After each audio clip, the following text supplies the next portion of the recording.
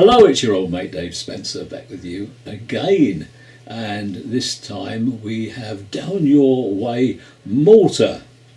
Those of you who grew up in Britain and who are old enough will remember the radio programme Down Your Way, upon which the series is themed. We take a subject and look at various interesting aspects of it, depending on what we've got in our archive. These films take us back to the 1970s and 1980s.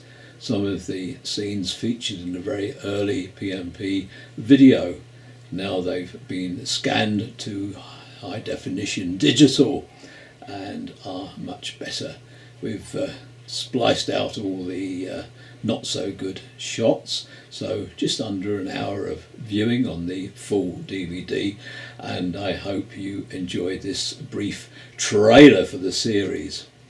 PMP, we are a not-for-profit film archive and have several thousand hours of films in our back catalogue.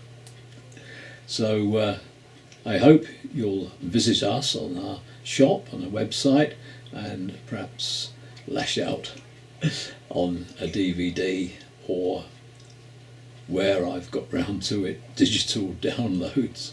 I always seem to have a bit of a backlog waiting to be done, and we've only been doing it for the past couple of years. It would be nice to have the time to go back and expand upon it. Malta was popular with the British transport visitors for its buses and also its lorries. The film features mostly the buses, but of particular interest will be the scenes of the Scamell Scarabs. We feature the islands of Malta and Gozo. Gozo always seemed to do its own thing.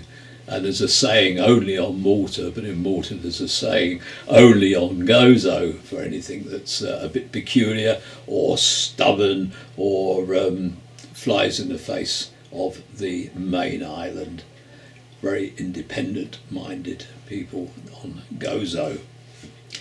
And they retained their livery, whilst all the other buses on Malta in the mid-1970s went to green. They've been operating buses in Malta since the early 1900s, and just before the war some rationalisation had come about to give some sort of order to what was a fairly chaotic situation, and all the route buses, the route liveries, they had a different livery, not for each route but for each sector of the island they served, and you can see this in old colour footage taken in the 1950s and 60s around the Triton fountain. You'll see the blocks of colours for the different areas. Later on, further rationalisation saw the introduction of a very coordinated system, but it still had a few idiosyncrasies. There was every other day working of the buses, although on their non-route bus day they could always do schools runs or tour work, something like that.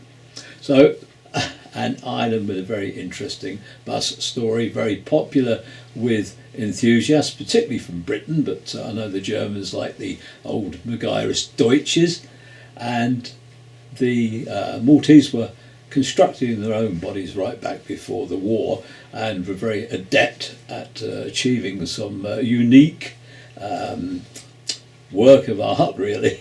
They used to decorate the buses to a nth degree. They would be dripping with lining out and with bright work and with details picked out, and the interior sometimes no less than the exterior. Anyway, all another age now. The old ones, what's left of them, are inside a hangar near the harbour, and when they needed that for making a film, they just got turfed out and sat out in the open for a while. So I really think those that haven't been preserved probably won't be. They'll have fallen to bits, but all very sad. Let's look back at happier days on Malta, and thank you for joining us. Bye for now.